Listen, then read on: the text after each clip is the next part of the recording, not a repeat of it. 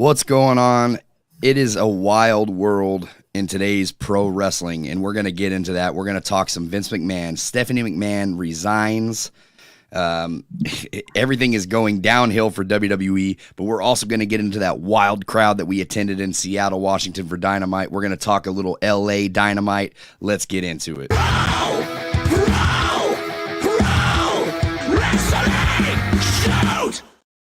Welcome back to another episode of the Pro Wrestling Shoot. I'm Jesse Carter. Joined with me, as always, my partners in crime, James Bernard Jr. and Michael Martinez.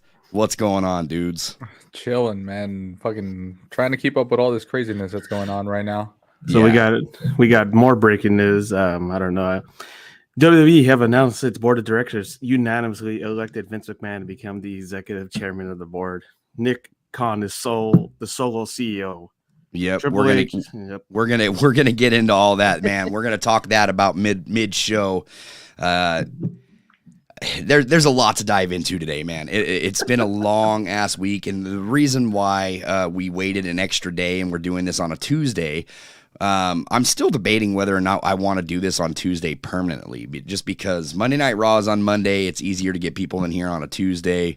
I feel like we're competing with a show that's on, but then again, maybe Raw is going to be losing their viewers here pretty soon. I'm not sure, dude. It's crazy right now. It is absolutely crazy. But dude, a lot has happened this past week. Okay, so for one, it was my birthday yesterday.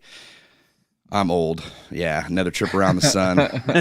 And that's why we didn't do the podcast, is because I just didn't want to do that on my birthday. For two, we went to Dynamite for the first time ever. Me and Michael did anyway. James has already been to Dynamite. He's going again next week for the LA show, which we're going to get into later on in the program. And Wrestle Kingdom happened as well with a big debut. And Vince McMahon is back. So, I mean... What a way to start the year. Who saw that coming? Dude, 2023 is kicking off with a bang. Dude, I mean, I'm going to get heavy into this whole Vince McMahon thing because, for one, I'm not happy, and I'm going to state that right now, just not happy about this at all.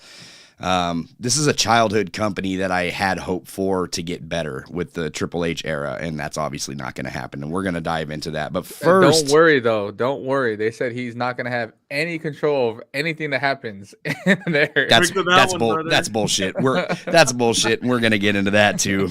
That's a load of shit, man. But I have some good news, man. We were one of the loudest crowds in AEW history over in Seattle, Washington. It was so loud that everybody on Twitter was going nuts. Everybody on Facebook, Instagram was going nuts. Everybody was talking about the crowd reaction in Seattle. Huge, man. Huge show. A show that I thought was going to suck, for one. We ended up... Well, you know what? Let me tell you this. We took over that show and made it good. Regardless of how they wanted that show to go, we made that show. Seattle went off. And I know James has said this before too, but you get so much fucking wrestling. So much wrestling. Dude, that was like a pay-per-view card. I felt like this was like a pay-per-view card. We got, so in crowd live there, before Dynamite, after Dynamite, we got 5 hours of wrestling. Yeah. That's the usual standard. That's crazy, man. And for a cheap price, what you're paying, you get your money's worth out of it, honestly. Dude, cheap price isn't even the word for it. So, yeah, don't talk about cheap prices. Yeah, cheap price is not the way to go. We spent a lot on Dynamite. I spent a lot on Dynamite. I actually lost a ticket during this Dynamite that I just had to eat. Yeah, 2 tickets. Sorry, 2 tickets. I lost 2 tickets. I had to basically eat them because nobody bought them. But we still had over 10,000 in the crowd, which was great. It felt full. But it was not a cheap experience. We paid $20 a beer, James, in Climate Pledge Arena. Climate Pledge Arena, you should beer. be ashamed of yourself. Dude, everywhere it goes up like that, that's normal. Oh no, I go to it's when I not. go to the football Yes. games, I do not pay that much. Okay, Yeah, when dude, $8 for When we went for to a the Staples IPA in the Seahawks Stadium. You don't tell me nothing, James. Yeah. You go to a Lakers game, it's about the same price. About I went to $10. Rampage the following King. Friday in Portland, $7 for the same tall can. I'm just saying. When the lady had told me when I bought the 2 beers and she told me $40, I thought she was out of her fucking mind. Inflation. Yeah. Dude, no, I don't want to hear that inflation crap. This is Seattle at its finest, and this is Climate Pledge being the fancy arena it is. You know what? I will say something. Arena, though. Yeah, I will say something. Arena. So I have been in the arena before the remodel when it was Key Arena, and I'll tell you what, they did wonders with this place. This place was beautiful. It was way better than the Staples Center. And I thought the Staples Center was amazing. I don't know. Just in time. 211, what's up, guys? Glad to finally catch you all live. Hey, thanks, man. I appreciate you joining the chat. Yeah, absolutely. Truly James. Is this Chris? Is that his new name today, Truly James? That has to be. I don't know any Trill. I don't know any Trill. Yo, Everything Pro Wrestling has joined the chat. What's up, guys? Thanks for joining us. Yeah, dude, it was so expensive in this arena. Look, I told Michael, I was like, look, I'll buy this round, you buy next round, which next round never came, Michael, so you owe me a round. I sipped my beer throughout this whole show. Dude, he's not even lying. I'm not even lying, bro. I was so flabbergasted that a beer costed me $20. Yeah. Dude, it was like $2 a drink, bro. Like yeah. I'm not even joking. I'm not even playing. Jesse was there and Frodo was there, so they could vouch for this. I sipped my beer for this whole show. The whole show, he didn't let go, man. He didn't let go. I told him, I was like, I'll get the next round. You buy the round after that, right? Because we knew how expensive it was. I paid $64 for 2 slices of pizza. Two slices of pizza and 2 beers. No. $64. The last time I went to both Dynamite and Rampage, I didn't buy a single thing of food. I ate before then. I am not paying the prices. I have not. Well, we ate before too, man. We ate before too. But you get hungry in there. This was towards the end of the show that I bought that pizza. In my debate, I didn't realize we were getting 5 hours of wrestling. I thought, okay, you get dark and then you get. Well, we didn't expect 5 hours either. So no, not at all.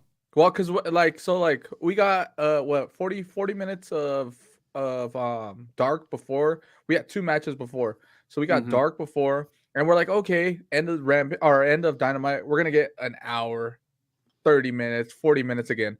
No, 2 hours. We got another almost 2 hours of wrestling. Yeah, dude, and the same thing happened in Portland too.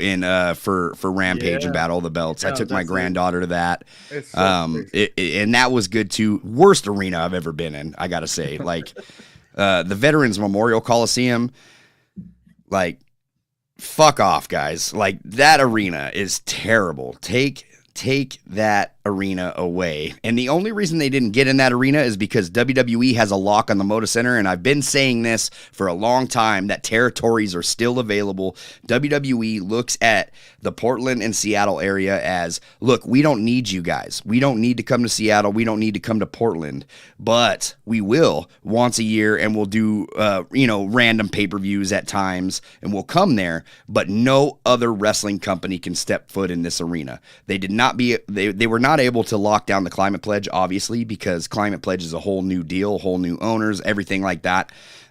So Tony Khan slipped in there right away and got that, thankfully. It's the same thing with the form. Yeah, Moda Center, it's not going to happen. Yeah, and Staples Center, not going to happen. It's not going to happen in the Staples Center. It's not going to happen. I'm surprised they get the Ontario arena because WWE had that lockdown. Just in time says that beer and food better have tasted like it's been made out of gold for those prices. It did not. It did not. It was regular Modelo's. It was Modelo's. Well, the way you're sipping it, you're drinking, trying to. I sipped the shit out of this all night, bro. I promise you that beer was warm by the time Michael finished it. Yeah. I promise you. Like there was nothing funny better. Because Jesse did buy me another beer, and I didn't pop that until the end of Dynamite. Yeah, the end. Literally He's- the end. Yeah, that is not what I'm doing. Steve tomorrow. Kelly, what's up, man? Thanks for joining us. He says, I watched AEW Dynamite, Rampage, and Battle of the Belts. Was awesome. Yes, it was definitely awesome. Frodo's in the house. He can attest for this $20 beer. We are not lying when it comes to a $20 beer. And you know what? As soon as, like, I thought this was a sick joke. We rang up this beer, like, because I just got one beer for myself. That's all I got. I got one beer. And as soon as I went to go pay, I put my card. I was going to do the tap on my card. And as soon as I looked at the price, I was like, $20? And the chick like put her hands up. She's like, I don't make the prices. I didn't do it. And I was like, does it come with an autograph? I had bought me and Frodo a beer, and when she rang me up, because we were getting ringed up at the same time, and she told me $40, and I was like, what are you talking about? I just got 2 beers. Yeah, dude. I was like, what else am I getting with this? Because $40? What? Yeah, Satisfaction paying $40. It was ridiculous, man. But the show was fantastic, dude. The show was amazing. We got a whole bunch of dark, and it's crazy how our wrestling scene is live, right? Like I was actually talking to Everything Pro Wrestling, Conrad Cushman early on in chat. I said, look, go back and watch any Raw, any SmackDown from Seattle. Go and watch those. And tell me that we are not just live every time. The Seattle and Portland love their professional wrestling. They love it. The last time I remember is when Daniel Bryan retired, or the whole retirement thing. That was pretty loud. Well, no, we've been there lots of times since, but that was actually the first show that I took my wife to. Was the one that Bryan Danielson retired at, and yes, the crowd was insane. Yeah. And we actually took over the show that night, and Stephanie McMahon was trying to talk, and we wouldn't let her talk. We were just chanting Daniel Bryan the whole time. Mm-hmm. So it's crazy how live we are. And during the dark tapings, we got a lot of our local talent that was in Dude, and the local talent got bigger pops than the actual fucking wrestlers. That shows you how much we represent the Pacific Northwest, they got bro. Huge pops. Yeah. So the Defy champion went against Brian Cage. Brian Cage did not even get a pop at all. I don't know the guy. What's the guy's name? The Defy champ? Oh, Shaft. He got a huge reaction. Yep. Huge reaction. He was the Defy world champion forever. So was Swerve Strickland. Strickland was the Defy champion for like ever, dude. Like a year, I think. I want to say. Yeah. Like a whole year. So, it was definitely Swerve's house. And if anybody was confused when Swerve was coming to the ring and he was getting cheered, even though he's a heel and we're supposed to boo him, we did not boo him because this is Swerve's house. When you hear that chant, whose house? Swerve's house. Well, this is Swerve's house, man. And we made it known. Swerve is our boy. So is Bryan Danielson. Bryan Danielson got a huge pop. Yeah, the biggest every time. In Seattle. Huge pop. Yeah, the biggest every single time. Aubrey got a fucking huge pop. Every time. He was literally getting a chant during the whole match. And that's why we had that big celebration with Darby, too, because Darby is also our hometown guy, and we absolutely love Darby over here in the Pacific Northwest. We're going to start it out with, look, we got a new set during our Dynamite. It was the first time we revealed this set. This is during the dark taping, obviously, right before the show started. What'd you guys think of the set? I liked it. When it's all in, I told you this from the get-go, when it's all in effect and they're coming out with their entrances, so it's so good. It's so how did you say it when we were there? It's like presentable and it's professional. It blends in very well instead of the whole TNA, retro look with the 2 tunnels. Well, I like the tunnels, personally. Don't get me wrong. I wanted to see the tunnels too. I like the tunnel. James has got to see the tunnels before, but we didn't get that. So I was kind of bummed that they were. I'm happy, but it's like bittersweet. I wanted to see that old retro AEW look, but I'm also honored that they debuted the new look at our Dynamite. We also got the ramp, which I know when I went, they had the ramp, of course, with the Titantron quip to it. So here's a look at the great Seattle almost sold out crowd. It was jam packed in there, dude. It was a great night. It was packed. Yeah, it was. You guys made a good impression. Will we come back this year? I wouldn't be surprised. Well, you guys are already at about 9,000 tickets sold, so it's usually right before the show happens. People want to go last minute, so which And you guys were at 7,000 last time I looked at it. So you guys have popped over 2,000 tickets and you got a full card. I think everybody's seen the card and now they're deciding to go. And that's what I like about AEW is they're going to give you the full card and let you know what you're going to pay for. So 9 times out of 10, they're selling their tickets last minute, right? So that's a good thing. We started out the night with Ricky Starks versus Chris Jericho. This match was an absolute banger. We got, dude, and tell me that you have heard a crowd sing Jericho's song louder than us because I haven't. I haven't heard it. Yeah, it was fun. I've heard some people say Seattle over Chicago. I'm just saying. I've heard it. I've heard Canada. Yeah, I've heard it. I've heard that we were louder than Chicago. Canada was pretty loud too. Well, yeah, Canada's a fantastic wrestling area too, man. Like I love when they go to Canada. Compared to Chicago, yes, you guys were outstandingly loud. Yeah, I've heard that I've heard multiple people say that we were louder than Chicago. No, it was definitely loud for the whole show though. It was crazy, dude. It sounds like more than 10,000. I loved this match. I thought this was a great way to start it. We did not see this happening. There were people saying that this was going to be the main event. I knew it was going to be Darby and Samoa Joe just because for the title, and it's Darby. So I had a feeling Darby was the one going over, man.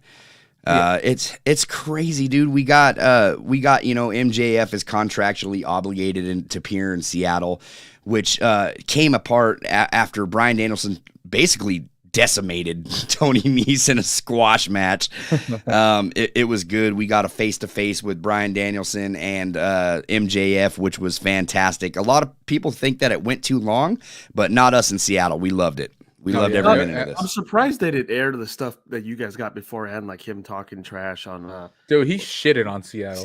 So before we went on the air, they made sure that everybody was going to boo MJF as soon as he came out. And no one booed him. No, they cheered him at first, but then they all booed him. It went from cheer to boo, like, oh yeah, we got to boo this guy. Wait a minute. He's coming out to talk to Bryan Danielson. Well, Bryan Danielson in this, we starts talking about everybody sleeping with MJF's mother and and saying that he's got a lot of Sooners. A lot of donations, which led to Bryan Danielson having to jump over a lot of hoops. So he's going to have to beat everybody until Revolution. And if he does, he gets that match against MJF for the title at Revolution in a one-man Iron Man match. Is this a good idea for pay-per-view? Because I was telling Michael, look, one-man Iron Man matches, count me out, bro. I'm not into it. I'm not into the one-man Iron Man match or the 1 hour Iron Man match just because I know that I can fast forward to the end or I can take a break during this match and find out the results afterwards. This match leaves nothing to be desired about unless you're just trying to watch a good match or storytelling or whatever you're trying to watch in the match. Yeah. But it leaves no suspense of disbelief, right? Like, I don't know when the match is going to end on a normal match. This match, I know when it's going to end. It's going to end in an hour. See what I'm saying? There could be a draw. You never know. Okay, but I could still look at the end and find out the results because I know that the match is not going to end while I'm taking this break. All right, or the match just started over here at 5 o'clock. I'll be back at 6. You know what I'm saying? Like, I'll be back at like 5:55. Watch the last 5 minutes and see it. That's how I look at Iron Man matches. I just don't like them that much, personally. I don't know if that's particularly bugging me. I think the whole thing, like going through the hoops, you got to beat this person, and I know they've done this before with MJF, so I was kind of like, they could have went to something else, but I get it. It's kind of different too, though, because he's not picking the opponents for him. Yeah, that was the difference this time, but I mean, it was kind of shocking to go with the Iron Man match, and I guess I'm interested of how is MJF going to do in 60 minutes. That's really interesting. Daniel, we already know Bryan can go 60 minutes. But Bryan's going to make him look good too, though, man. Yeah, he's absolutely, going to make him man. look amazing. Stephen Kelly says that was a great segment with MJF and Danielson. Yeah, I agree. Somebody said all these developments might just be the foreshadowing of karma to his company and the many lives he and his family / cohorts have destroyed. We shall see. Stay tuned. I don't know what this sounds like for Vince. Yeah, I was going to say, is this for Vince? Okay, we're going to talk about that just after we talk about this Dynamite real quick, but we're going to definitely get into this Vince McMahon stuff because I have a ton to say. We also got Adam Hangman Page, going off on the mic with Jon Moxley. The crowd started chanting, "We can't hear you. We can't hear you." Jon Moxley drops 2 F-bombs on air. It's a crazy time. The only thing that mic picked up was the 2 F-bombs that he dropped on too. Seattle. Yeah, absolutely. So yeah, dude, I mean, I thought that this segment was really good. What'd you guys think? I liked it. I love the storytelling between these 2 guys, to be honest with you. The way they do their promos and everything. I just can't wait for them to wrestle.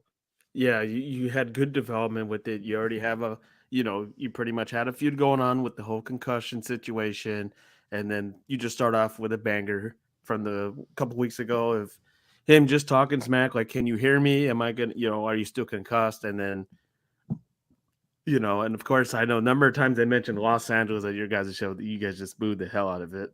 every time LA came up on the screen, boo, Los Angeles. Dude, yeah, Seattle holds no punches, man. We don't hold punches back. It's crazy. So, I mean, this was such a great segment in my eyes. I'm glad that you get to see this match, James. I wish we would have gotten to see it, but I'm happy that we did get to see Adam Hangman Page and Jon Moxley at least in the ring. Yeah. So I mean, I'm grateful for that. Yeah. Like that was good. It was a lot of fun. Dude, this match, look, everybody has been shitting on this team, but you know what? I'll tell you what. Me and Michael had so much fun during this. The Acclaimed have arrived, but we got to see him against probably the best in shape Jeff Jarrett that I've ever seen, and Jay Lethal. This match was so underrated, like so good. Who thought we were gonna get that kind of match? To be honest with you, especially with Jeff Jarrett in this match, like who would have thought that? Not me, man. Not me.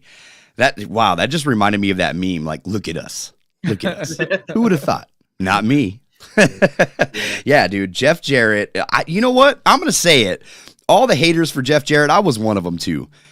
I like the team of Jeff Jarrett and Jay Lethal. I got to see them at Rampage too.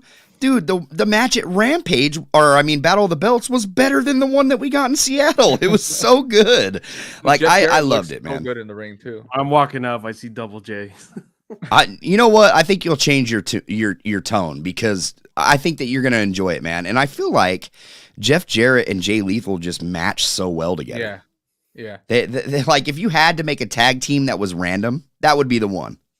Like, I'm just saying. I'm surprised they never did it in TNA. And then me and Jesse had the same reaction when we thought they lost the titles. We looked at each other like, wait a minute. Just happened? Everybody's going to hate us in Seattle. Yeah, that's what I thought. Like, damn, your hometown hero. Yeah, it was just it was crazy, man. But I'll tell you this too, Sanjay and Satnam, dude, Satnam is a monster to see live. Huge. That dude is so underrated. I've seen Big Show live. Okay, I've seen The Undertaker. I've seen Kane. I've seen all those big dudes. Braun Strowman. Yeah, Satnam takes the cake, bro. That dude is giant. He's a legit giant. We kept pointing this out. This guy, Jeff Jarrett, is on top of the apron, standing on the ropes or outside the ropes, and he is almost literally as tall as Jeff Jarrett standing on the apron, bro. Like, that is nuts. Yeah. It was wild, man. It was wild to see. We had a lot of we thought that Jeff Jarrett and Jay Lethal had won this match, man. On Wednesday we wear pink. Yeah, on Wednesday we wear pink. Yep. And dude, there were so many Acclaim signs in the audience too. And I know I'm going out of order for these matches and stuff like that. I just wanted to click on stuff and talk about it, but dude, so phenomenal. So phenomenal. It was a good match. It was definitely a good match. I did not expect that. This was the match that I went to go get the $64 beers on. Jade Cargill and Red Velvet versus Kiera Hogan and Sky Blue. Now, the match wasn't terrible.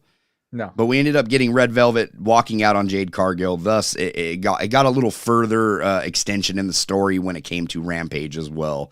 because Sky Blue took on Jade Cargill at Battle of the Belts. So, honestly, the match at Battle of the Belts was probably one of the best performances I've seen from Jade Cargill. The finish. Yep, that finish. Well, no, the whole match in general. Like, I thought the match was good. I actually stayed for the match at Rampage with my granddaughter, and I loved it. She loved it. Like, she was into it. I thought it was a lot of fun. It was great to see Jade Cargill live as well. So, and she has a legit 6-pack. You can legit count her abs from the stands. Sitting in the second row. We weren't even that close, but you can count her abs if you wanted to from where we were at. That is, it was nuts. Insane shape that girl is in, man. She is a monster. Yes. Absolutely, man. This is one of the matches of the night for me, man. If it wasn't the main event, it was definitely this one. Swerve Strickland versus AR Fox. They didn't get much time because of the Bryan Danielson segment, but I'll tell you what, man, this match was so fun to watch. Very athletic, and I'm not as familiar with AR Fox as most people. I did watch the match with Killshot and him in Lucha Underground, but I hadn't watched anything after that with AR Fox. So this match was a lot of fun, dude. Yeah, it was actually really good. I still don't think it was match of the night. I think if they would have got more time, it would have been match of the night for sure. But with the time that they got, they killed it. Yeah. Never heard of AR Fox, and all the talk of him being a dark for some time, and just as I think he had I think this is James, turn that mic up of yours. Second or third. You're turned down a lot. All right, is that better? Might be a lot better. Loud. A lot better. But yeah, AR Fox, phenomenal wrestler. I agree with Michael. They could have got more time, but what they got, they killed it. Yeah. I honestly think if they would have got more time, and me and Jesse talked about this before. I think we talked about it last week too. That could have it was potentially like match of the night before it even happened, but they didn't get the time they didn't get the time they deserved. But they still killed it with the time that they did get. So hopefully we get it again, though. Hopefully we get it again because that was a fucking banger. Well, I'll tell you what, I don't see Tony Khan waiting a whole year to bring back Dynamite for us this time. I think he brings back a pay-per-view. That's my prediction. I think that he brings a pay-per-view to us. If not in 2023, I think that we'll see it in 2024. I think he brings it to Seattle. Hopefully he brings back Dynamite soon, though, because that was definitely I think fun. You guys will, considering January. I mean, look, we went from June to January. You guys might get it in the summer or maybe like September or November. It was a lot of fun, man. And that takes us to the main event. Darby Allin versus Samoa Joe. I knew that this was going to be a title change. I knew it. Yeah.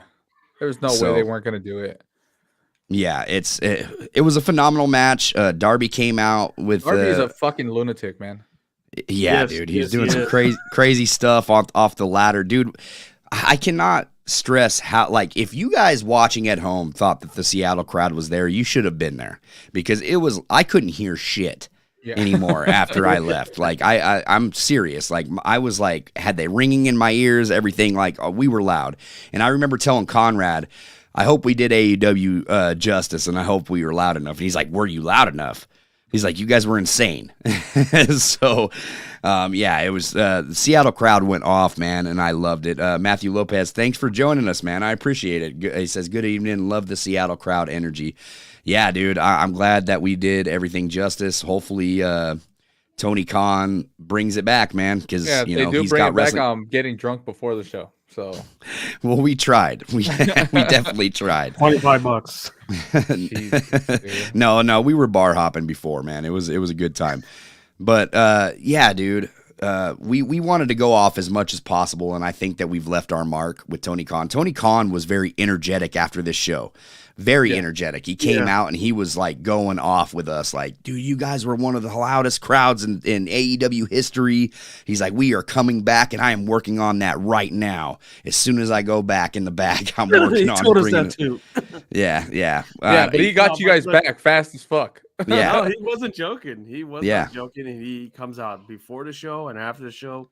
The guy is... There's no way that LA was as loud as Seattle, though. No way. I watched that show. You guys were not that hype. I just was yelling at Tony Khan that I wanted to see how deep his pockets were. So yeah, we're gonna have to bring a sign next time, bro. How deep are your pockets? And I just want to let you guys know that I was the only one cheering for Sammy Guevara at this show. Yeah, and this was during the dark. Oh, you're a brave man. Yeah, he was. Everybody booed Sammy Guevara. yeah, I actually got to watch Sammy Guevara wrestle in a dark I'm taping fucking jealous. in Portland. So that was fun. That was a lot of fun. Nick Wayne was in attendance, and if you are not familiar with Nick Wayne, his father is Buddy Wayne. He trained most of the Pacific Northwest talent that you see today on Prestige Wrestling, Defy Wrestling, or anything else like that. Nick Wayne has an AEW contract. He just has to graduate. And Darby Allin says, one day you could be wrestling me for this. 6 months from now, he will be wrestling for this. Yes. Yeah. It possibly could happen. Because he does. Let's all be honest. Nick Wayne does not need to go train. Because that dude Nick Wayne is phenomenal, dude. Phenomenal. He's like a prodigy. For a 17-year-old kid, he is unbelievably good. He's a prodigy, man. Yeah, of course.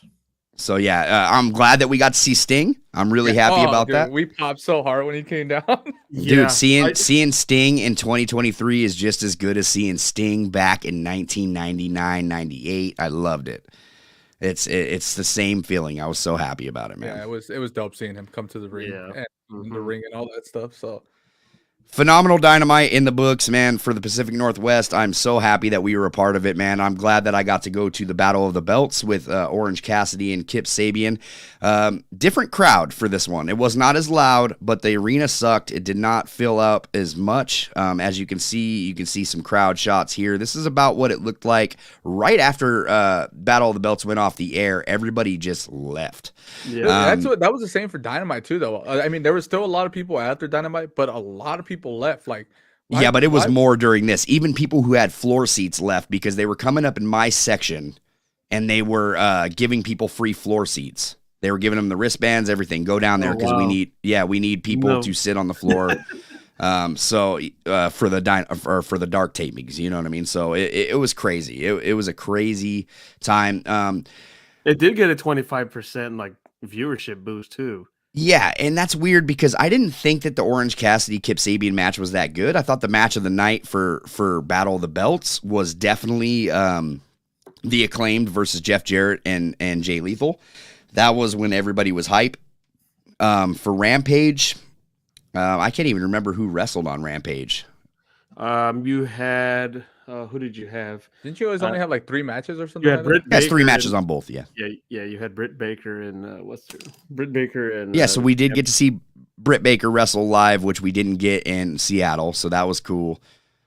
I can't remember what was the main event of Rampage. You had Darby Allin. Darby Allin. That's right. You got Darby Allin twice. Darby Allin versus Mike Bennett was the main event. That's what it was. Darby Allin versus Mike Bennett. It just was not. It was fun. It was a fun event. It was great. The dark tapings were the same. We got a lot of Pacific Northwest talent that apparently a lot of people in the section I was sitting in didn't know who they were. It was crazy.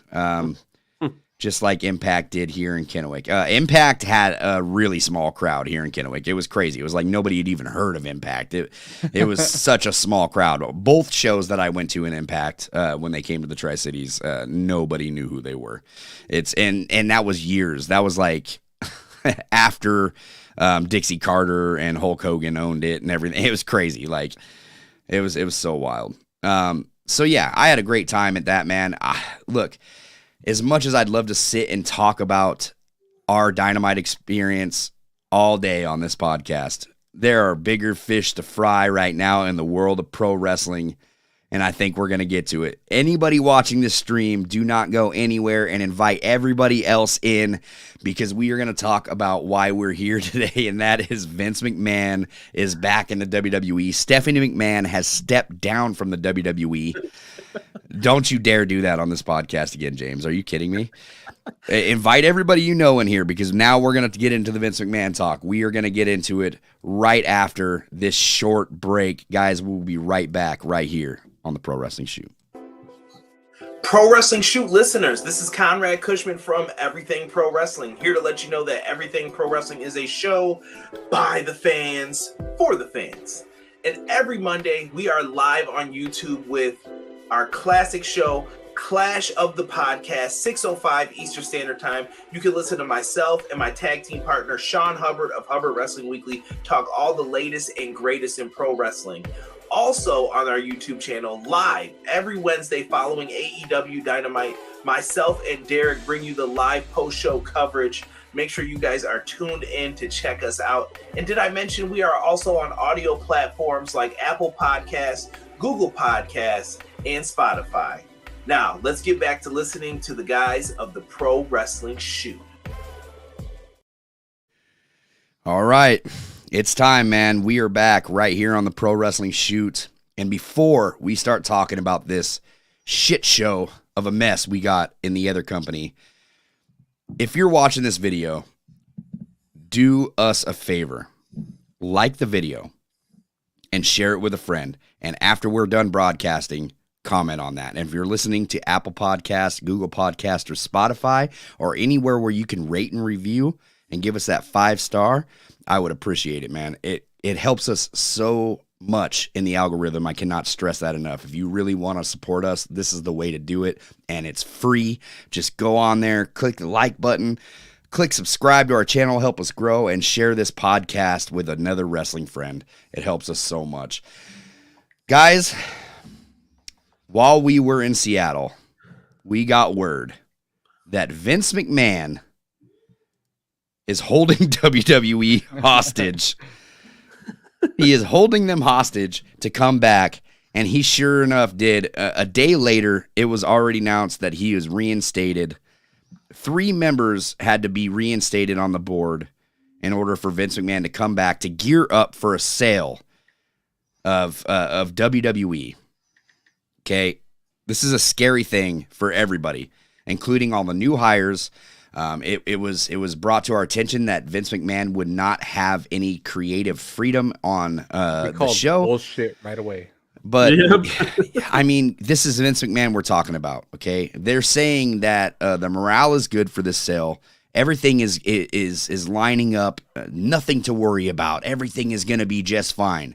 But then today, right before we went live, Stephanie McMahon announced she's resigning from her position. She is not going to another position in WWE. She's not going anywhere in the wrestling business. She is going home to take care of her kids. Dude, this is crazy to me. Yeah. This is crazy. Stephanie McMahon's gone. She is no longer running. Nick Khan is now the sole CEO of the WWE, getting ready to sell. Oh boy. Yeah, that's bananas. It's wild, dude. Who would have thought we would have saw or seen this day? Like, who would have thought that? Like, yeah, and he's already. I always knew it was a possibility, but I didn't think it was like going to happen right now. I didn't think right at 2023 at the start. He's like, "Yeah, I want it back. This is mine." It's crazy. I don't even know what to think about it or say dude, about this it. Can't. Everything can't be okay if Stephanie McMahon is just stepping down. No. She is no longer a CEO. Like, she didn't have to leave. Vince McMahon was just asking for his chair right on the board. Yep. Stephanie McMahon did not have to leave. Something is going on that she just stepped down. James, do you have a list of the buyers, the possible buyers? I actually do. So I know one was like one of the Saudi Arabian groups wanted to purchase the company. And then MJF, I don't think that's going to happen. No. MJF being the smart ass he is, he's like, and of course he has the companies on there. And I quote, "I feel like I don't talk enough about how much I love Comcast, NBC Universal, Fox, Disney, Warner Brothers Discovery, Netflix, Amazon, Endeavor Group Holdings, and Liberty Media." So before we move, Brian Reyes, hey, thanks for joining us, man. I really appreciate you joining the chat to talk about pro wrestling with us. Join us every single. Normally we do these Mondays, but I think we're going to switch them to Tuesdays, 4:30 p.m. Pacific Standard Time. Join in the chat and interact with us. I appreciate it. It really helps us out. He says, "Man, WWE's in trouble if Disney buys it." And here's my fire back. Disney owns ESPN. Yeah. I don't think that with Disney buying it, it's going to change anything. ESPN broadcasts UFC. So here's the thing. Here's what I'm worried about. Whatever company buys this, we could have a whole UFC problem on our hands. Because UFC got bought out. Guess who's still the figurehead? Dana White. Mm-hmm. Dana White is still the figurehead of the UFC. Yeah, Dana White. Vince McMahon is going to put it in contract that, yes, we will sell to you under one condition. I will be the figurehead of the World Wrestling Entertainment. Yeah. Going forward. Yep, and deal signed. Because Vince McMahon is that person that everybody is familiar with. Unless we get any more allegations or anything. Look, CBC is who, I think it's CBC, right? NBC, not CBC. CBS? CBS, not CBS. Sorry, who owns Peacock? CBS? Comcast. Huh? I thought it was NBC, no? NBC. Well, NBC, Comcast, it's the same. Yeah. Okay, yeah. I do believe that they will be the ones to purchase WWE. And the reason why is everything is about owning the rights. The rights. You want your own stuff. Well, Peacock doesn't have their own stuff. They have a lot of everybody else's stuff. This is something that they can own the rights to. WWE. I think that they would put up the most money. I don't think Disney would as rich as Disney is and as big of a contender as Disney is, I don't see them adding them to Disney Plus. No. I see this company going where WWE already has a home for their premium live events, and that is Peacock. I feel like Peacock hosts everything. Monday Night Raw, SmackDown, premium live events. The only way to watch WWE is to sign up for Peacock Network. That's millions of subscribers that you can gain just from a purchase of WWE. Yeah, I would say they're the top contenders, and the one that's really getting to me, and I think Amazon would be very huge up there. Amazon is definitely because they just bought the NFL, which for next season. Or sorry, that was YouTube actually. So maybe Amazon wanted something, and they would be big on the market to get them too. I agree with that. I just don't think it's going to happen. I think that Peacock will host WWE going forward. And I don't know about Fox. I don't know about Fox, but I mean they've been always a big, sports territory type of deal.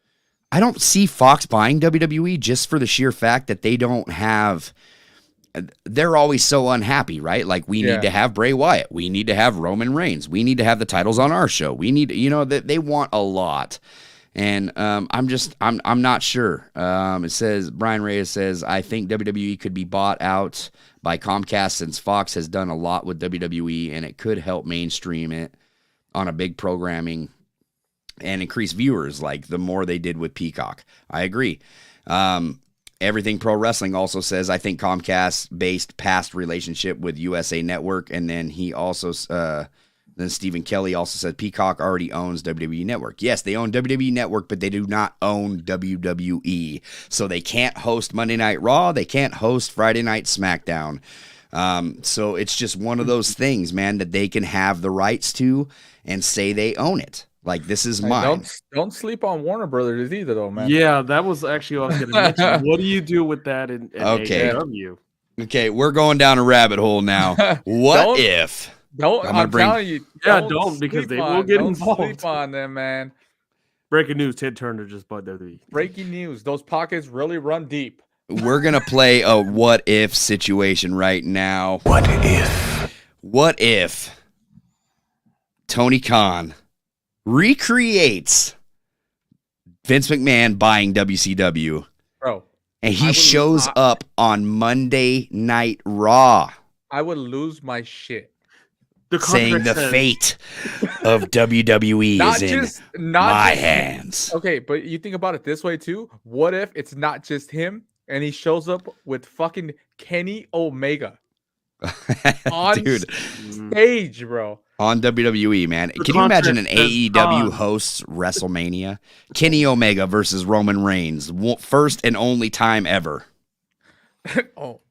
We can't even get into this because the contract says Tony Khan, not Nick. Oh, dude, he could recreate the entire thing, bro. Yes. The entire thing he could if he did that. Look, I'm going to go on and say it. I don't want two companies. I don't want one company just running wrestling, because that's when wrestling goes down the tube, right? Like I'm not saying that Tony Khan would run it down the tube, because Tony Khan has a little more modern day wrestling booking that helps modern day wrestling fans enjoy a new product. Yeah. So I don't think that he would ruin it. I just think that two companies is a good thing. Like the more wrestling, the better. That's just my philosophy on the wrestling business. I feel like we need as much wrestling companies out there as possible. Competition is good. It's always been good. Yeah. It's not a thing that we want to slip away. But Vince McMahon buying or coming back to WWE scares me, because I was so hopeful for Triple H and his era. Like, look, we all knew Triple H, it was going to be a slow build for him to start changing things. But when he came in, he changed a lot of stuff. All the Vince McMahonisms out the door. They were, we can say wrestling now. We can talk about New Japan. We could talk about Impact. We can do all these things that Vince McMahon did not let us do now on the air. We're rehiring people back. We brought Bray back. You know what I mean? We brought all he's righting all the wrongs. The one thing that they just lifted too was them signing independent wrestlers. Yeah, right, exactly. That's another thing. And look, and everybody was like, oh, Raw's still a shitty show, all this stuff. Look, I get that. Raw was terrible the other night. It was terrible. But listen, we're building for WrestleMania, right? Mm-hmm. As soon as WrestleMania is over, I felt like that new regime was going to take full effect. Ha! And you don't think so? You didn't think so, James? You had doubts? I did until this happened. Yes. Okay, but that's what I'm saying. Everybody was doubting everything that Triple H was doing.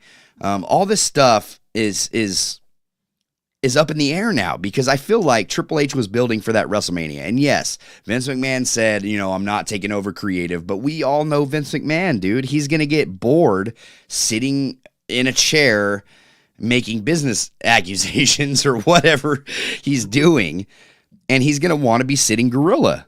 That's what Vince McMahon loves to do. He wants to run that company. And I do not have high hopes for Triple H now. I can't. And it makes me sad, dude. The title of this podcast says fans may not be watching WWE anymore. Right? Yeah. I am one of those fans, and it breaks my heart. I'm not sitting here like excited because I'm a podcaster and I have something to talk about. I'm sitting here sad because I have a lifetime invested in the World Wrestling Entertainment, right? Like, I've watched it my entire life. I don't want it to go away, but I refuse to watch the same bullshit that Vince McMahon has been shoving down our throats for the past 14 fucking years. And that's why I didn't watch wrestling. That's why I didn't watch WWE for the longest time, because it was just the same bullshit over and over, and I just was so tired of that. Right, and you just watched Raw yesterday, Jesse, and all the comments I seen is the main thing was the bloodline. Everything else, no one cared for. It was terrible. Look, I just came back from Dynamite and fucking Rampage and Battle of the Belts. And then you're going to show me some bullshit with The Miz on fucking WWE Raw? That's terrible? Like, you're going to show me a terrible segment with Alexa Bliss? You're going to give me a main event with fucking Street Profits? Like, dude, this was not it for me. This was the only thing that was entertaining on last night's Monday Night Raw was how gangster Dominic Mysterio looked. As soon as I seen that, I was like, "Yep, Vince is back." Vince is written all over this. Everything Pro Wrestling. Does Triple H still have a job with Stephanie leaving? Yes, he does. He does. Yeah, he's still there. He's considered for now. Content officer. Keywords, Michael. For now, yes, he does. Brian Reyes, how did you guys enjoy AEW in Portland, by the way? I thought it was the most fun time, especially with Jericho saying one of his all-time favorites was him versus Shawn in Portland. Yeah, I was there for him versus Shawn in Portland. That ladder match was one of my favorite ladder matches. So these guys didn't go to the Portland. James, top right hand, he lives in LA. He's going to be going to the AEW Dynamite in LA with Rampage and all that stuff. Michael wasn't able to make it because he had his kids that day, so I was the only one that attended Portland. I actually loved it, and also for you guys that don't know, Portland did get to sing the Jericho song as soon as he came out. He came out before they went on air, and he let everybody sing it. It was really cool. So I was worried that Portland wasn't going to get to experience that, but they did, and it was fantastic as always, dude. Also, I almost skipped this comment to Brian Reyes. Also says Peacock buying WWE would be bad, especially since having WWE exclusively on a streaming service would make it decrease in less viewers. I could see Tony buying WWE, although it ruins the competition. I could see Tony Khan making a bid. Yeah, why wouldn't you? Why at this point, why wouldn't you? You might as well. Hey, Michael, how deep do those pockets run? Oh, they're deep as shit, bro. They're deep as shit. Tony Khan could very well buy WWE twice. No, and it's not even him. It's so you think about it this way too. If Tony Khan really wanted to put money into this, he doesn't just necessarily need to put his own money. He got his dad. Yeah. Owner of the Jaguars, and he's probably telling me, "Hey, you might as well take the chance." Yeah, look, listen, WWE is worldwide. Why wouldn't you bid on this? Yeah. And he just did an interview like, "Oh yeah, he's been watching this," so which I'm not surprised. Yeah. So, dude, if WWE sells, I've also heard, everybody saying, this could be a private company now. WWE could go private once it is bought. That's what he wants to do. Okay. So WWE goes private, we could get better content. You never know. You know what I mean? The only reason we're getting the shit we see today is because they are a publicly traded company and they want those stockholders to be happy. That's it. That's all. Yeah. Like, they got too many sponsors, too much shit worldwide. If it's a private company, we could see a lot of things change.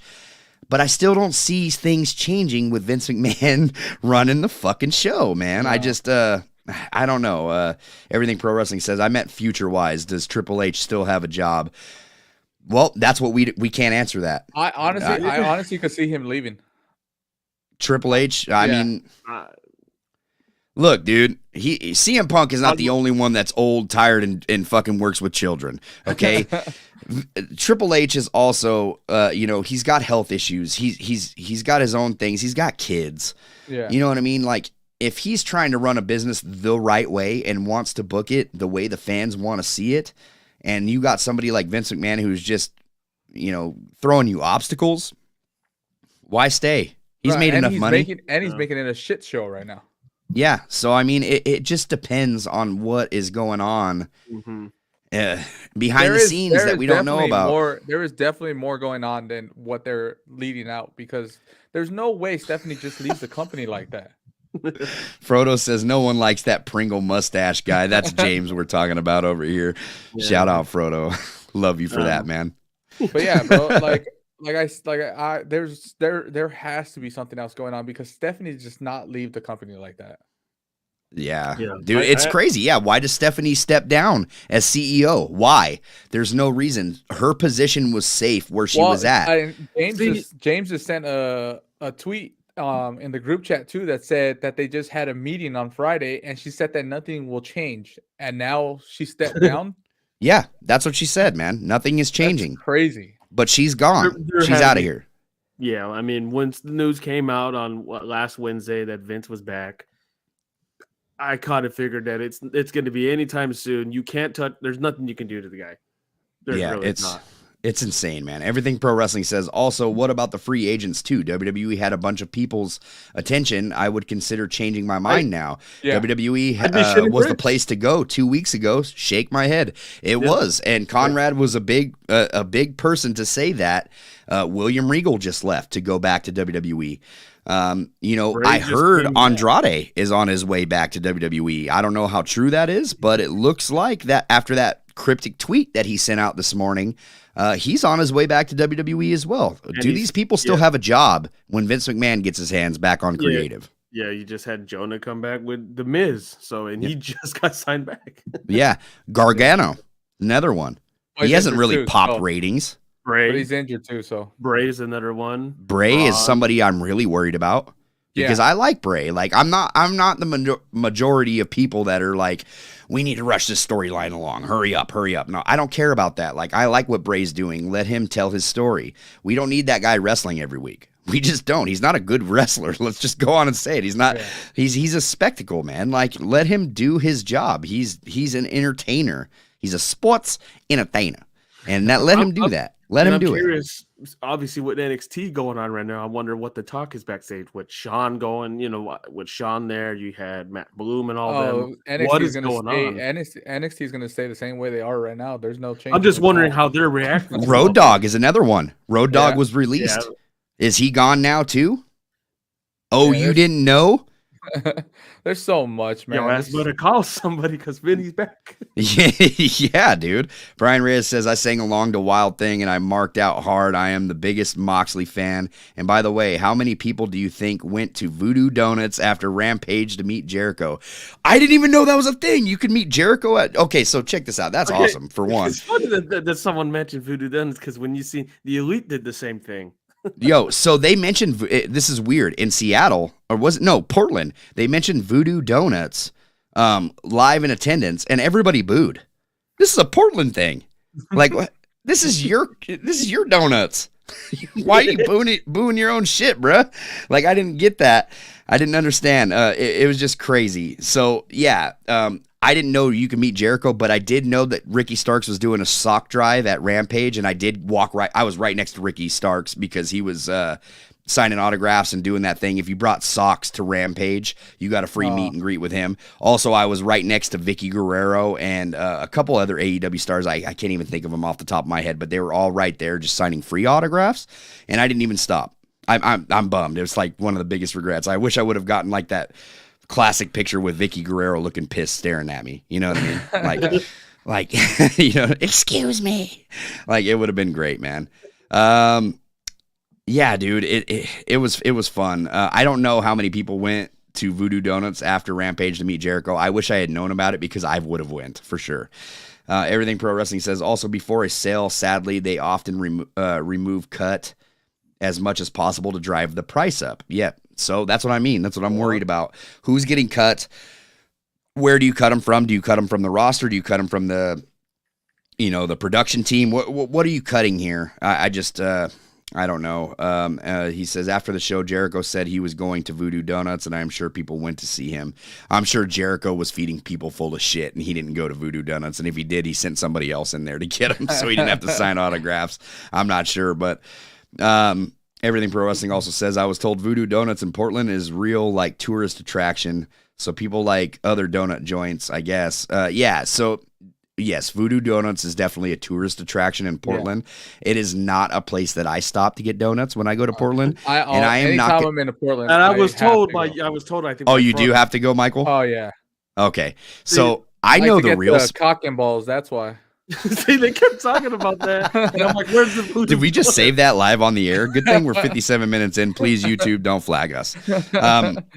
Yes, so I might as well be a Portland native at this point because Portland is my second home. I know the real joints in Portland, and I'm not going to say them on the air because I don't want them to turn into tourist attractions. As much as I want them to get their business, I do not want my spots to be ruined by tourists. Daniel Mills, William Regal to GCW confirmed. I haven't seen that yet. I've not seen that. There. He'll go back to AEW before anything.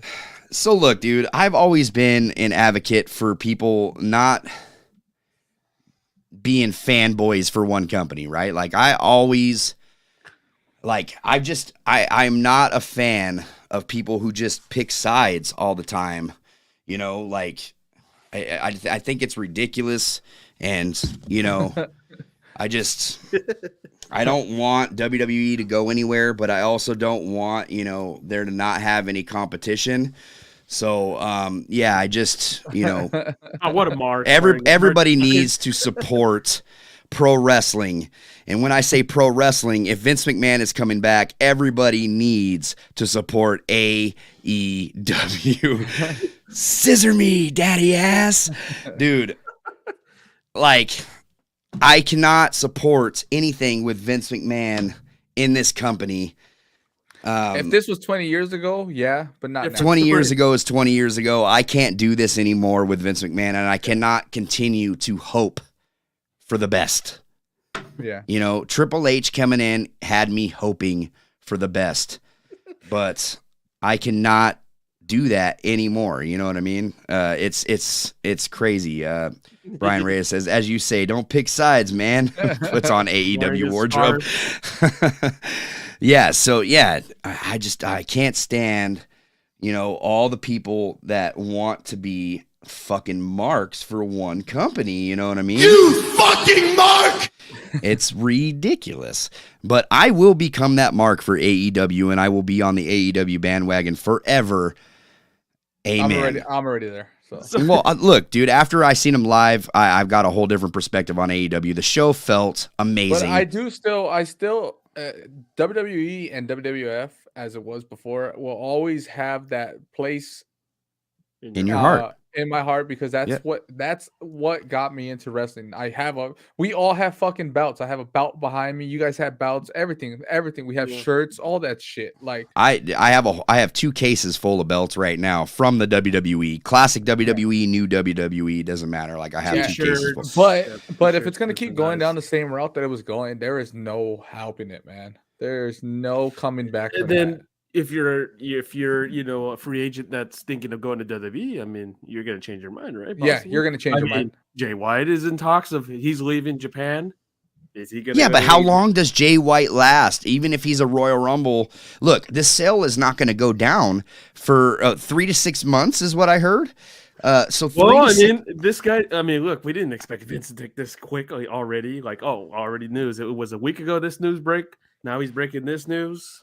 I mean, I think it might go faster than we think. Look, I don't even think about WWE on a yearly basis. What I think about is Royal Rumble. What I think about is WrestleMania. The 2 shows that I love with everything in me to watch. Like, that is my favorite time of the year. Both of those shows. I cannot imagine, like, if Vince McMahon was to take over creative. Dude, look at last year. Royal Rumble. The worst Royal Rumble I have ever seen. That is a Vince McMahon Royal Rumble. Do you want that again? Because I don't. And I can't co-sign on it. The only way to get people to listen is to just stop watching. And if that's what it's going to take for Vince McMahon to go away, then if this sale happens and Vince McMahon is the poster boy for it, guess what? I'm going to stop watching. And I suggest everybody do the same, even when it comes to Royal Rumble and WrestleMania. Don't give them the numbers, and they're going to say, look, something needs to change, and it's you. Well, you think about it, too. All this is happening right before we're about to go into these big pay-per-views, too. Yeah, so how is that's what's scary. How is that going to affect these pay-per-views now? How is that going to affect shit that they already had lined up for these pay-per-views? Like, this could change everything. Like, literally everything. What, 2 weeks from now? 3? Yeah. And you got WrestleMania in April. Not far away. It's crazy. Yeah, it's wild, man. What's Brian Reyes doing nowadays? Can you imagine Ted Turner? I'm back in the wrestling business. Give me a fucking break. Well, we don't want that again. If anything, if anybody from Warner Brothers or anybody associated with Warner Brothers is going to buy it, it has to be Tony Khan. Yeah. Brian Reyes, Vince can kiss Tony's ass because Tony can just buy it and rub his ass on it. Yeah, but that's the thing that we don't want that though. I don't think Tony's going to be like that. He's going to take that as a good opportunity. Dude, if Tony bought, that would be the biggest. Look, this isn't some little ROH purchase. If Tony Khan bought this is fucking WWE. We're talking about. This is bigger than Vince buying WCW. This is Tony owning. Look, this is Tony owning WrestleMania. Yeah. The name WrestleMania, and having somebody like Kenny Omega or even a CM Punk if he comes back this Wednesday. Geez. Could you imagine? Like, well, we could get it. Just like it's so crazy to think too, because we can if this is all just hearsay. This is all just speculation. Yeah. Yeah. But we could get all those dream matches we ever wanted. The Forbidden Door would officially be knocked down. There would be no more Forbidden Door. And it wouldn't even come with just AEW, because AEW has a working partnership with a bunch of other companies. Yeah. New Japan. They have New Japan, Ring of Honor, and Impact, everything. Like they have little indie a lot of companies would too. Change. Brian Reyes says I want AAA. Yeah. Brian Reyes says, I want a belt, specifically the AEW belt. I want them to make a cheaper version. Yeah, dude. Because $800, like, good Lord. Dude, we seen that, and I was like, never. I would never spend that. Nope. That's not that shit better. I'm not even going to say that's inappropriate. I said it at the show. Michael knows exactly what I'm going for. That shit better come with something, Michael, right? Yeah. It's something I'm thinking of. Comes with a box of voodoo donuts. Yeah, that's definitely still not worth it. Speaking of Forbidden Door, I guess we'll touch on this just real quick. Mercedes Monet, whatever you want to call her, showed up, Wrestle Kingdom, botched the shit out of it. Got him 40,000 subscribers. They think that she's going to be that page turner for New Japan Pro Wrestling. I don't see it. I don't see it. So the first thing I seen as soon as Sasha hit that move, this is better than Charlotte? What? That was the first thing I said. So I know a lot of fans are going to hate me for that because they don't like Charlotte Flair. But look, dude, come on. Let's be realistic. Like, that was like, I want to see her thrive. I'm not wishing bad on anybody. I want her to thrive. I hope she goes to AEW this Wednesday, tomorrow night. Would be great to see her in AEW. But as far as this debut is very lackluster, I think that New Japan was probably the wrong place to come out because you didn't get that pop, even though the fans were able to cheer and stuff like that. Yeah. It's just not the same reaction as she would have gotten in an AEW, right? Like, so territory. One thing I will tell everybody, if you've never seen a Kenny Omega or a Will Ospreay match, go watch that match. Yeah. That match was phenomenal. I watched part of it. I still haven't even caught the rest of it. It took me a couple times. I fell asleep because I was tired. But I watched the whole thing. So good. The fact that you said you fell asleep, I'm not watching it now. I'm not watching it. It was so good. 2 a.m. To me, wrestling is a crowd participation. Like, it has everything to do with crowd participation. And I just, I need that crowd to be wild, man. I need that. Like, look, I'm from Seattle. You heard our Seattle crowd. We need a crowd to go fucking crazy. That's what I want, man. That's what I want. But as far as Vince McMahon goes, dude, like, predictions. Do you have a prediction on what's going to happen here on out? Who's buying the company? And will Vince McMahon take over creative? Is Triple H going back home? I think he takes over creative. I don't know who buys the company, and I think Triple H is out. You know, I'm kind of scared for this. I feel like the only reason why I can't tell you who will buy the company is because there's so many companies and other people that could actually buy it. That is so hard just to pick the one person or the one other company. I kind of feel like that Saudi group's going to squeeze in there. No, they won't sell. I don't think that. Look, Vince is a dirtbag. I don't see him being that much of a dirtbag.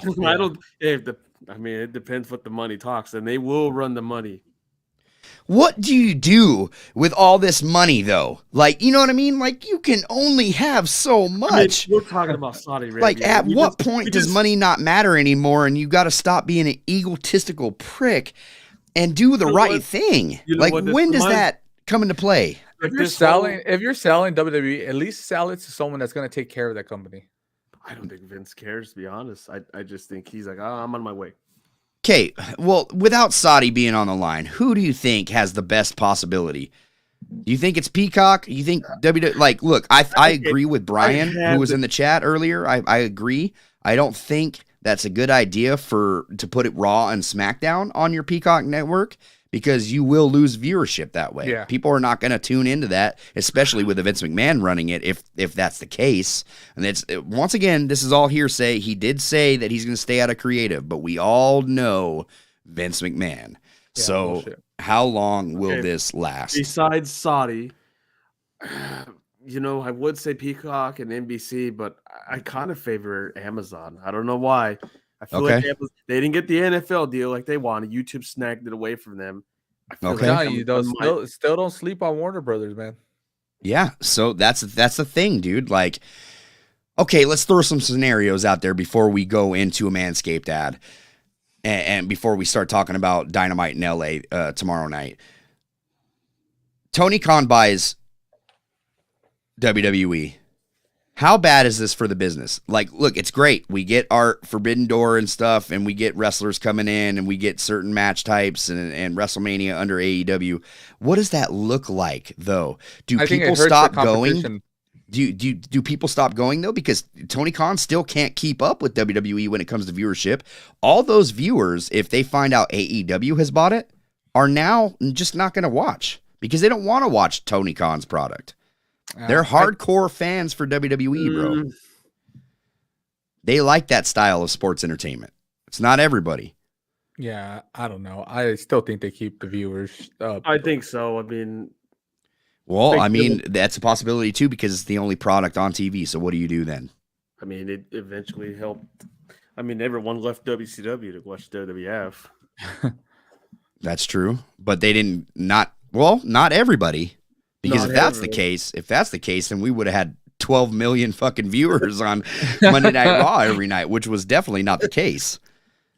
Yeah, we had hardcore WCW fans. We had hardcore Jim Crockett fans that were watching WCW. So it was the wrestling wars were very real, just like they are today. Like if you even like mention an E after a W, a lot of AEW fans are turning away. They're already stopping to watch the stream that we put on. Like, all right, I'm on my way. You know what I mean? Like, oh, they mentioned WWE. Clicked out. You know what I mean? That's just the way it is. And same goes for WWE fans. Yeah. If you mention AEW, they're clicking out. They're not watching anymore. Like, so, dude, I do believe that those hardcore fan bases are real. I just don't look as funny and great as it would be for Tony Khan to buy WWE and for just relive that moment of him like saying, you know, I have the fate of WWE in my hands, and he can recreate all of that and it would be like the best television that you've ever seen, right? Oh yeah. But that doesn't last. Like that's a moment and it's great, but how what's the longevity of Tony Khan owning a WWE? It's I want competition to be there, and I think it's a bad idea for Tony Khan to focus on anything but his company in AEW, because I feel like AEW is doing great right now, and they're just now coming out of that funk that the brawl out in after All Out. Yeah. God, that has such a good ring to it. Brawl out after all. Like CM Punk, come back, dude. Just do business. Tony Khan, everybody work your shit out, man. There's money to be made here. Stay tuned to Dynamite. Yeah. So I just think that, I don't know, man. I really don't want to see Tony Khan buy it. I want it to be somebody else, but I definitely do not want to see Vince McMahon anywhere near this company. I think Triple H needs to continue to do his thing. God, I just posted this in a group chat, and it's like a picture from NXT, and they're like, countdown to the new year, up next. Well, Vince took it over. No, Jesus. Everything pro wrestling. I think I'm with Jesse on this one. If Tony Khan buys it, people are going to flock away.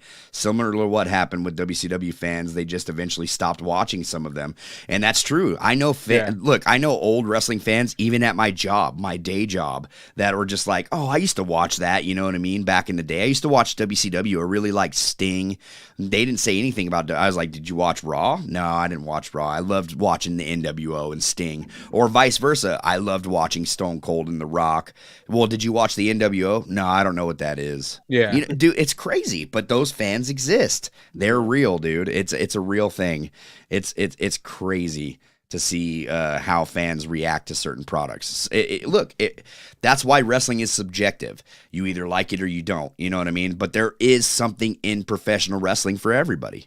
There's something there for everybody, and that's what I love about this sport. So, dude, it's hard. I'm hoping that if there is a sale, I don't think that Disney would do wrong by it. I know everybody's scared of Disney doing bad, but they own ESPN. So, I mean, I wouldn't be appalled to, Disney getting WWE. I mean, I know everyone was afraid when they bought Star Wars, and everyone's like, "Oh, it's a travesty." Hell, it's the biggest thing around for them.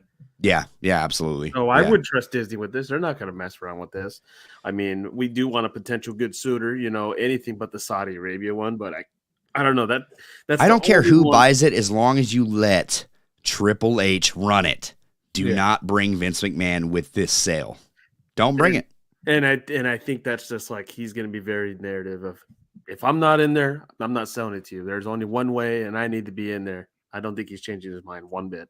Look, I've never seen anybody celebrate the death of somebody, but you know what I mean? Like at this point, and that's really terrible for me to say, like even for me, like that's really bad. It's just it. Vince bought YouTube. He's gonna. But look, dude, like we don't want you back.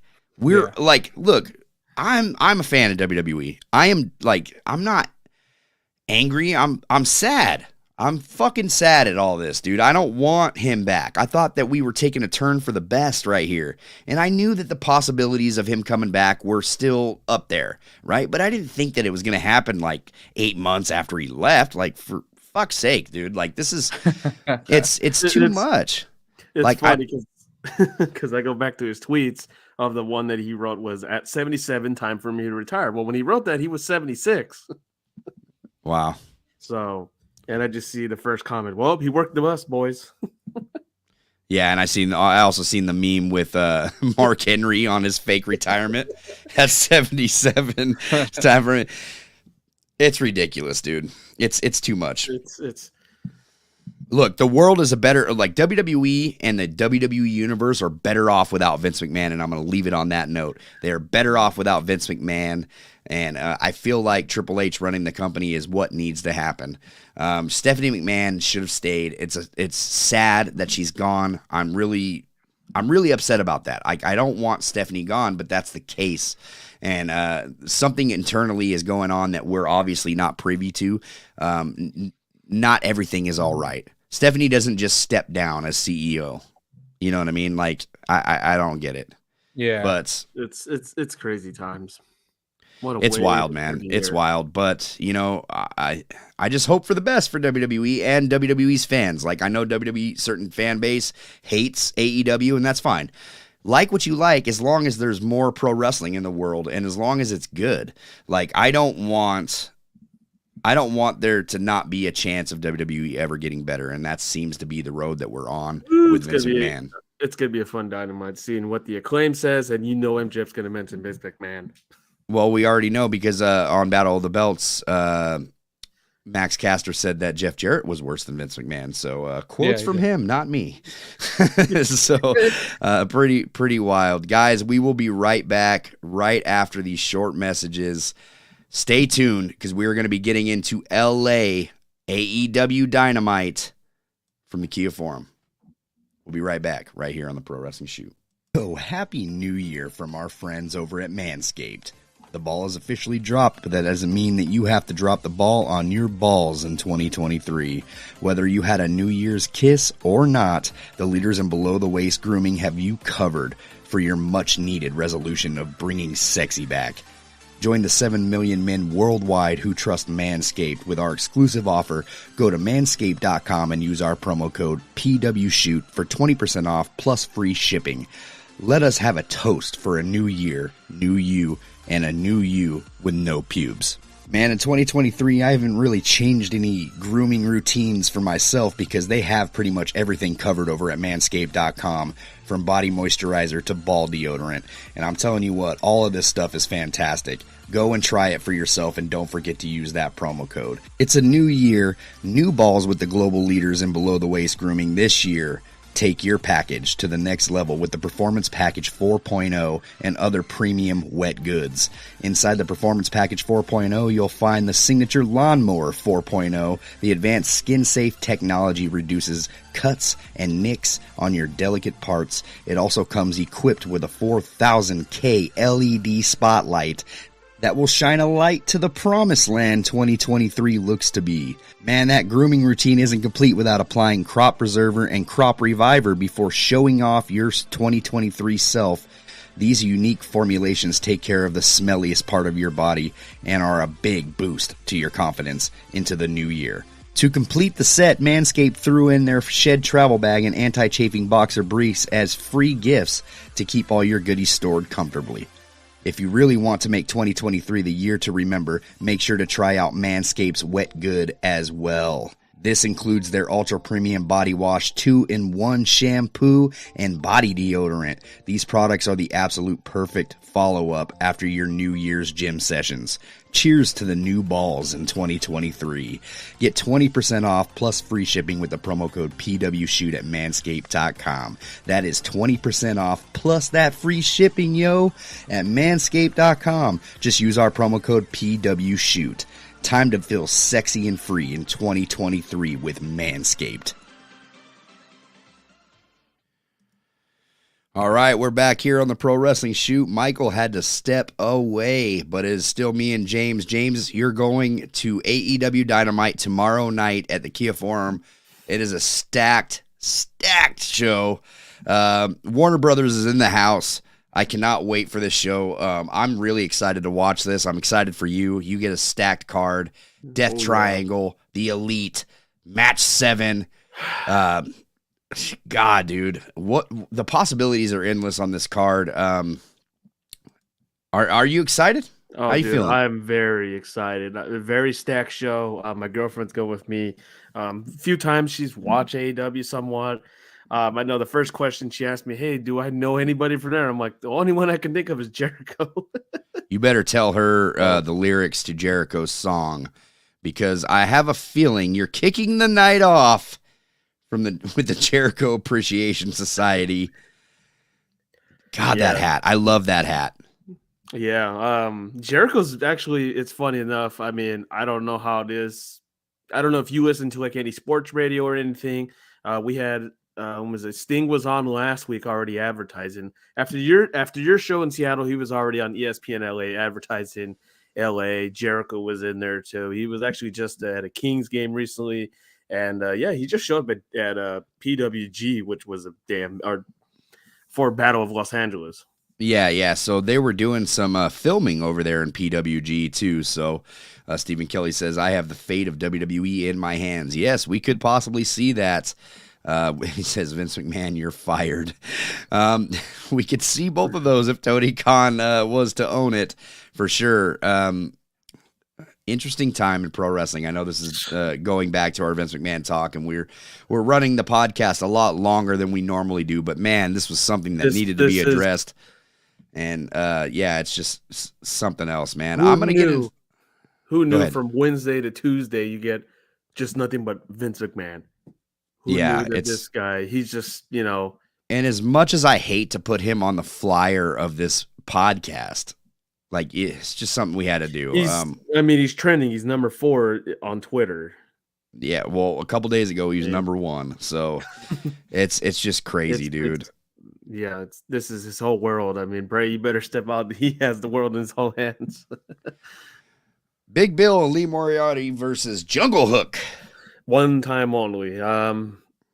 Is it one time only? That's what they said. For the one time only, Jungle Hook will be tagging up.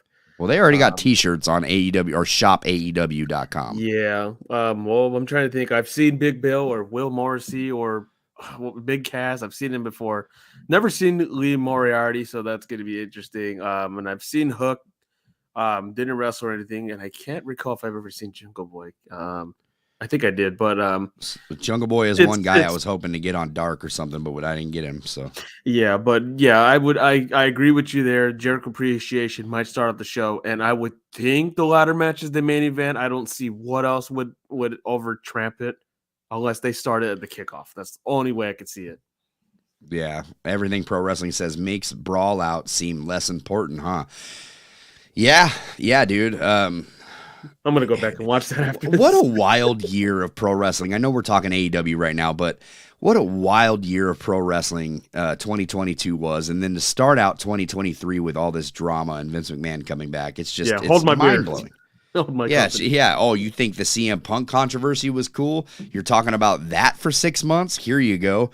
We're going to be selling WWE in 6 months, so have fun talking about that. Yeah. It's wild, dude. It was me all along, Austin. It's crazy. I'm excited to see, back to AEW, I'm excited to see this Jungle Hook match. I wasn't a fan of Hook. Look, like when he first started popping, everybody was going off about Hook. Look, I have now like hopped on board. Like I see This guy is a sensation. You know what I mean? Like, he's just like one of those special characters that come into play. Like, every now and then in pro wrestling, something special happens. And I feel like Hook is just that presentation that is special, and fans have hopped on board, and I'm on board now, too. I can't wait to see that match. I have a feeling this kicks off. This is probably one of your first matches on Dynamite. I have a feeling. I could be wrong, because you could be seeing this banger of a match. Bryan Danielson versus Takeshita.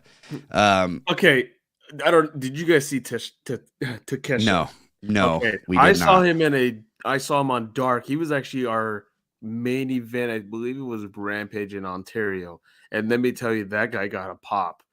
That guy is an excellent wrestler. I know he's here a few times from Japan. He's always been humble and praised of coming for AEW. Well, he's on the AEW roster now. Yeah. He's not fully there. I know he does a couple of Japan dates. He goes back and forth. This guy, let me tell you, kicks ass. He kicks a lot of ass. Yeah, and him versus Bryan Danielson, that is sure to be a just bona fide banger. Yeah, it's amazing. I think that one probably kicks off your night. It's either that, that has to kick off your night, right? Because the main event is definitely the trios titles. It has to be. Yeah, so I think that kicks off your night, and then we go into the tag match with Jungle Hook, I would say. We're also getting another banger, man. Jon Moxley versus Adam Hangman Page is the match we've all been waiting for. I hope to get it in Seattle, but I guess we didn't qualify for that, or something happened. I'm not sure why this didn't happen in Seattle, but it didn't. I did get to see Jon Moxley wrestle with Bryan Danielson and on Rampage, so that was fun. Mm-hmm. Yeah, Jon Moxley, he was our main event the last time we went. I think he fought Daniel Garcia. But excellent match here. I kind of feel like they might tease the concussion spot at some point. I don't know why. I think you got to. It's storytelling. You have to. Yeah, you have to. I think that one's going to be, I think, a controversial finish. Yeah, this card lined up that you have is a lot better than your first card, I would have to say. Yeah.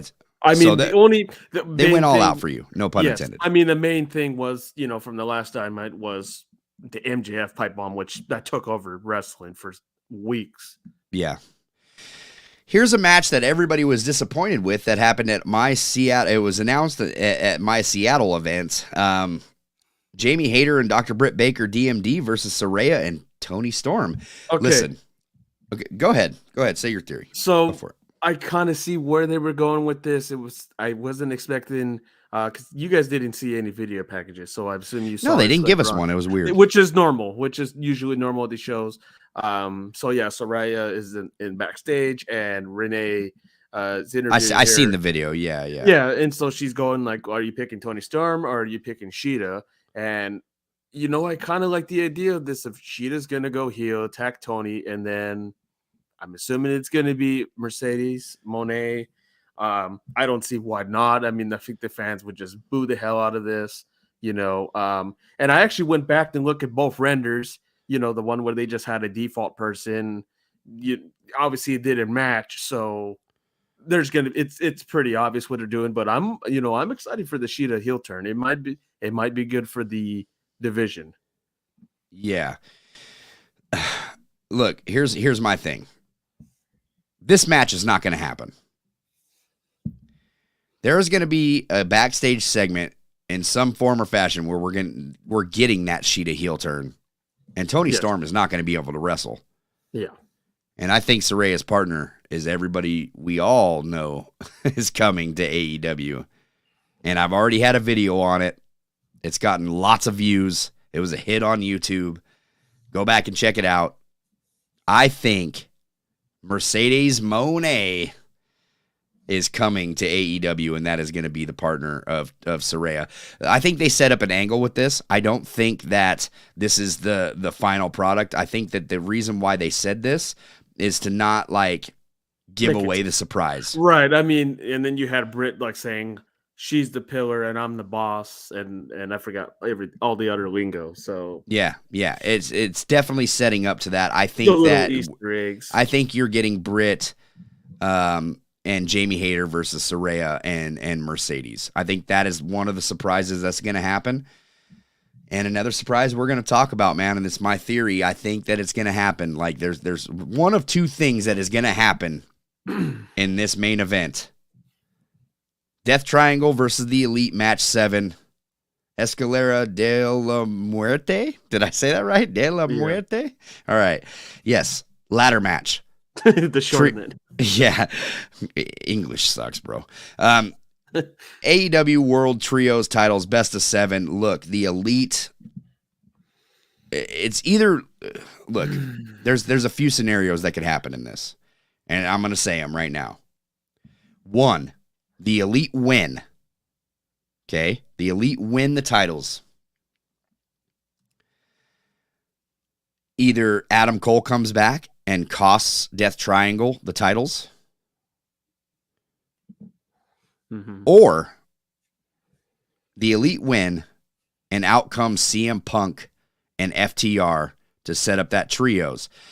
But here's the problem with the FTR and trios match that I'm not seeing is because we got the Ass Boys building a feud with FTR. So where does that go now? You know what I mean? So yeah, I don't know if that's going to happen now with the whole CM Punk thing. I feel like either Adam Cole can cost the Elite the titles, and that sets up Kenny Omega versus Adam Cole maybe in at Revolution, or he helps them win and joins the Elite. Yeah, I mean, you don't have Bobby Fish no more, so you don't have their whole crew anymore. Kyle O'Reilly's still hurt. He actually had surgery, so now you have Adam Cole.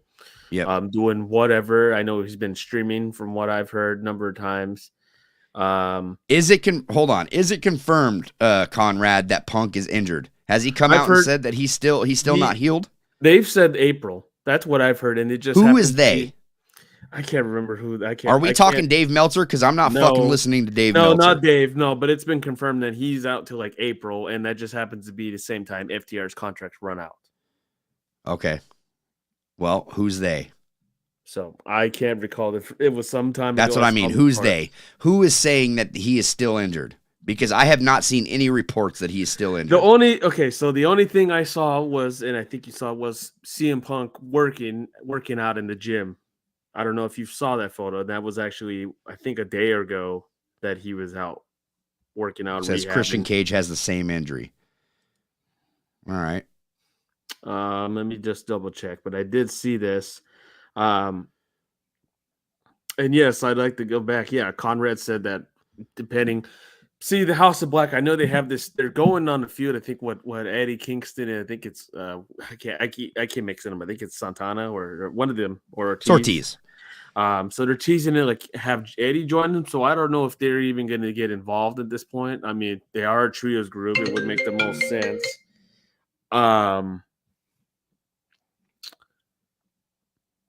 I mean, I think the best case scenario though is probably going to be Adam Cole joining up. Everything Pro Wrestling says, if my calculations were right, Double or Nothing would be earliest, maybe. Okay, well, look, as long as we get Punk back at this point, that's all I give a shit about, to be honest. I haven't seen any reports on his injury, so I don't know. Like, some people heal faster than others. I don't know, yeah, but I also don't think, look, because my original theory was that Punk and FTR were going to show up and start this trios thing. But you're right. House of Black is going in for a trios match, and FTR is feuding with the Ass Boys. So that doesn't make any sense that they would do that. So yeah, it was, let's see, here's one source, bodyslam.net had a photo, and it was posted on Instagram with CM Punk working out on Sunday. Okay. Everything Pro Wrestling said that would make sense if FTR contracts are expiring in April. Everything Pro Wrestling also says, I could even see an all-out return. Show ends with a brawl out. Well, yeah, that would be good too. Either way, do you see Adam Cole possibly returning in LA? Something big has to happen, and it cannot just be Mercedes Moné to drive Warner Brothers to want something. Yeah, you get what I'm saying? Warner Brothers are in the house when you go. It's one of two things. I'm still pushing on this. I think the Death Triangle is going to retain the titles. I think the lights are going to go out. It's just a question who's going to come out. Is it going to be Adam Cole? They could mind juggle it and just throw House of Black in there to get him involved. And feud with. I mean, are they going to do 2 trios feuds going on? I mean, I think I would rather see the House of Black versus the Death Triangle. I'm going to go there. Okay, so let me see if we can picture this right. So whatever the situation with Punk and FTR, of course, they've been close. We've known that for some time now. Where was I going? So yeah, House of Black. They're going to probably go. They've had that mini feud with the Death Triangle before then. I'm pretty sure they're going to reunite that again. FTR already lost all their tag belts. They don't have the Ring of Honor championships, AAA, New Japan. They've already won the AEW World Tag Team titles, So yeah, what's the one thing they haven't done? They haven't done trios, so that might be their next target. Who do the Acclaim go after next, or who's they're gonna? It's kind of interesting what they're gonna go with this. Adam Cole could. So do you see a return happening in this match? I do see a return is the question. You can go different scenarios with this.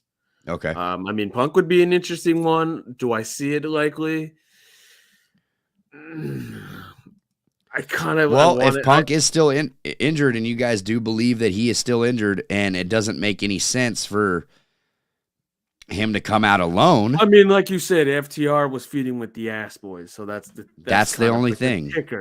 That's the only ticker with that. So yeah. So FTR is not on this show, which is kind of weird, yeah? Yeah, I haven't heard. Yeah, they weren't at your show, and they weren't at the show before, if I'm not mistaken. So if we got confirmation from a CM Punk return, and his conditions were, I just want to come out with FTR, and then we can start that feud between the Elite, do we scrap the Ass Boys? You might as well. I mean, you might as well just push them back. They're in the firm. Yeah, they just really haven't been with the firm. They're just doing their own business.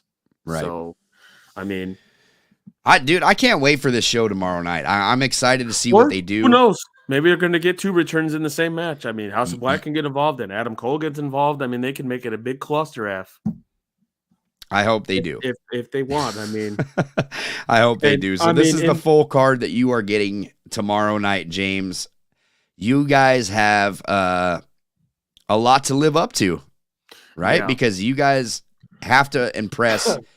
Well, it's not you guys, but AEW has to impress Warner Brothers, and your crowd has to be better than Seattle. I'm going to go on and say it. You know how much shit I'm going to give you if you ain't loud as fuck. Which look, in Los Angeles, just I know Seattle, you guys, Pacific, the Pacific Northwest is big in wrestling. LA will not disappoint. Okay, all right. And you think you're going to be louder than Seattle? Make your prediction. LA louder than Seattle. I think that ladder match might just push it. That ladder match might. No. You got to go from start to finish. Every single match was loud and live for us. The Young Bucks, they're California boys. That's even during the Ass Boys segment, we were loud. Ontario, we were big when they had that Lucha Brothers and the Young Bucks match. That was pretty loud. Okay. I mean, that's our California guys. I mean, Brandon Cutler, obviously the Elite. I think that's going to be a phenomenal. And yeah, this too. I don't recall the last time they've announced a Rampage match before even Dynamite goes on there. I've never seen that. Maybe it's happened before and I just never noticed it. So I actually seen all of these women compete on Dark, which was pretty cool. I got to see Anna J.A.S. and Tay Mello take on a tag team of jobber women.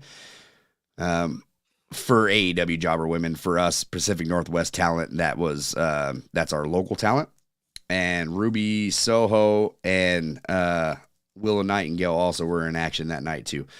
So yeah, kind of weird that you do get that Rampage match announced. And the street fight. And look, don't get me wrong. I mean, I think Ty and Anna J tagged before in a street fight, and it was phenomenal too. It was great. I can, great. That was a bloody mess. Yeah, and I think I'm surprised they even announced that. But I'm excited for that. I mean, this is going to be a fun show. This is going to be a stack show. I mean, even if it was the Warner Brother people are not even there, Tony's going to go all out for this. It's a lot bigger card than the one previously. But yes, like you said, I expect some sort of return. I don't know who.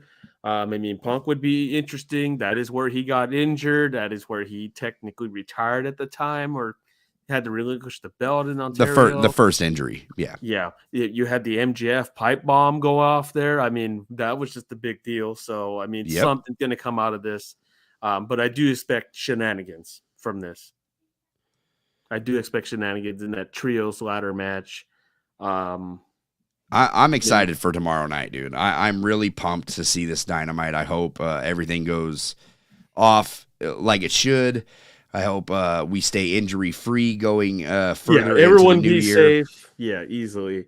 So it's gonna be a fun show, man, and it's more than I can say for Friday Night SmackDown this week. So, with that said, guys, if you're watching the video, do us a favor and like the video and subscribe to the channel. We're here every single week, same time, same place, same live stream.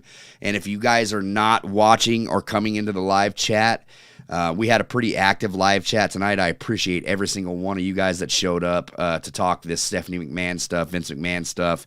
I know that's why you were here. Thank you so much. And to all of the AEW fans that showed up to talk AEW Dynamite tonight, I really appreciate it. And if you're listening on Apple Podcasts, Google Podcasts, or Spotify, or anywhere that you can rate and review, please do so. Leave us a 5-star rate and give us a friendly review, man, and recommend us to somebody.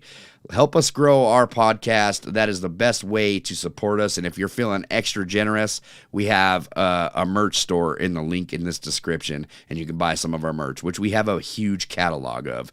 Or another great way to support us is by going to our sponsors over at manscaped.com and using that promo code PWShoot. Follow us on Facebook, Instagram, TikTok, and Twitch at The Pro Wrestling Shoot. Follow us on Twitter at TPWS Podcast. Rate, review, subscribe, like, and share, guys. I'm Jesse Carter. He's James Pinard Jr., and we will see you next week right here on The Pro Wrestling Shoot.